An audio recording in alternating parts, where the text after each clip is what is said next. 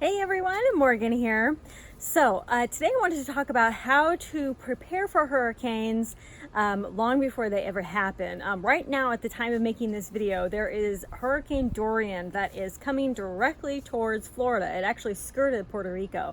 And at the time of making this video, it is a Category 4 hurricane. So it's supposed to be a pretty bad hurricane on Florida. And people are devastating the stores, fuel, everything. You know, all the unprepared people are flocking to get water, food, gas, you know, the basic provisions like that.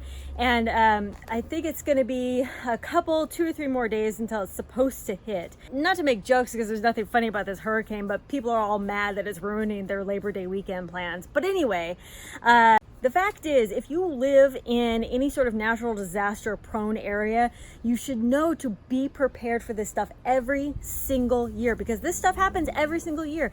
Hurricanes happen every year. Tornadoes happen every year. If you are in these natural disaster prone areas, you should know how to be prepared for these natural disasters in your area.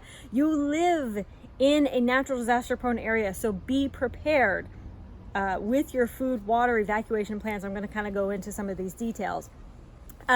So for people who live in hurricane prone areas, you know, hurricanes happen every single year. Now, you know, there have been times in which the news, you know, or whether they've predicted, oh, this is going to be a terrible hurricane, and then it's not such a bad hurricane after all. And there have even been people who've gotten mad over the fact that they have gotten their provisions and they got prepared and then nothing happened. It is better to have the provisions and have nothing happen than to have nothing when something happens. Okay. So, you know, we shouldn't be prepared just when we think something is about to happen, you know, like in a few days or something. We usually have enough notice to where we can utilize plans, but in many instances, you know, people hear that advance notice, right? So they hear, okay, this hurricane is coming in a few days, right? Well, I got to go to the store. You know who else is going to the store? All the thousands of other people, okay, who also aren't prepared, who need that water, food, gas, whatever, right? The flashlights, batteries, okay? And there have been people who have been telling me and showing me pictures, and people who are actually in Florida telling me these things, that they are physically seeing this stuff happen. People are spending hundreds and hundreds and hundreds of dollars on water, food, whatever, fuel, you know, lines, 100 people deep.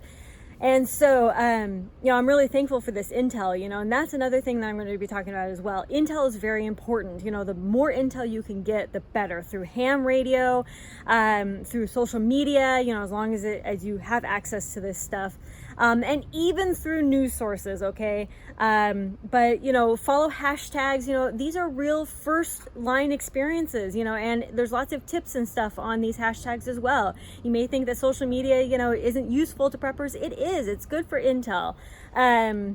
You know, but use it sparingly, you know, use it wisely, that kind of thing. Okay, so you need to be prepared long before these natural disasters ever happen, especially if you are in these prone areas. You know, you need to know, okay, well, this happens every year, whether a hurricane hits you or not every year. It doesn't matter. You know that you are in a higher risk area, so you should just generally be prepared.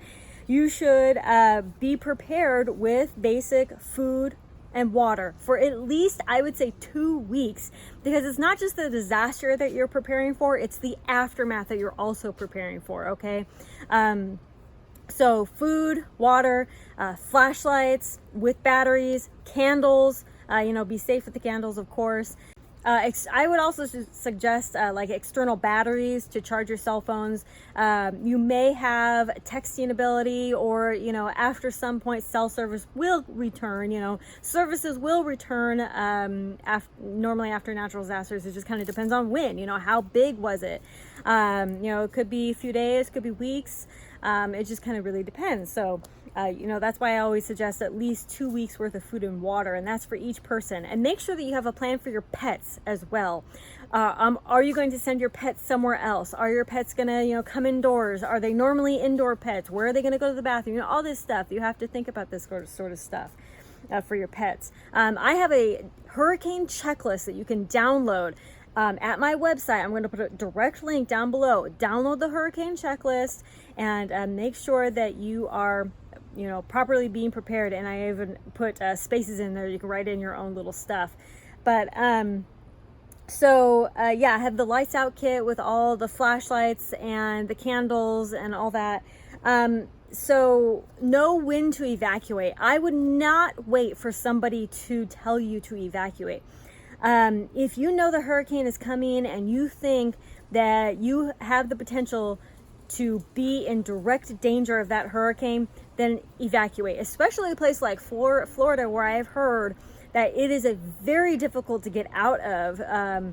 I would highly suggest that you evacuate much sooner than other people might think about evacuating, especially like, you know, in the middle of the night, stuff like that. You know, try to evacuate at times and way before a hurricane actually hits, you know, to evacuate. You know, try not to do it the day of, the day before. You know, I would suggest trying to do it maybe a couple days before it's predicted to make landfall. And that way, you know, you're just making sure that you and your family are 100% safe. Whether anything happens to you, your property, your neighbors, whatever, that's not the point. You are ensuring your safety because you have somewhere to evacuate to, because you are evacuating to safety, right? And you can have plans by making an emergency disaster plan well ahead of time so that you know where to evacuate to. That's very helpful. Okay, the last thing I want to talk about is recovery.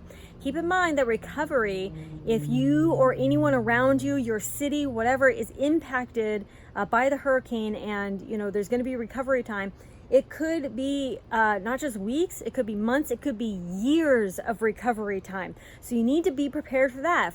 You need to be prepared financially. You need to be prepared, you know, for shelter. Of course, communities do come together in these times of crisis, but you know, you're still going to have to be able to take care of yourself and your family during these recovery times. You know,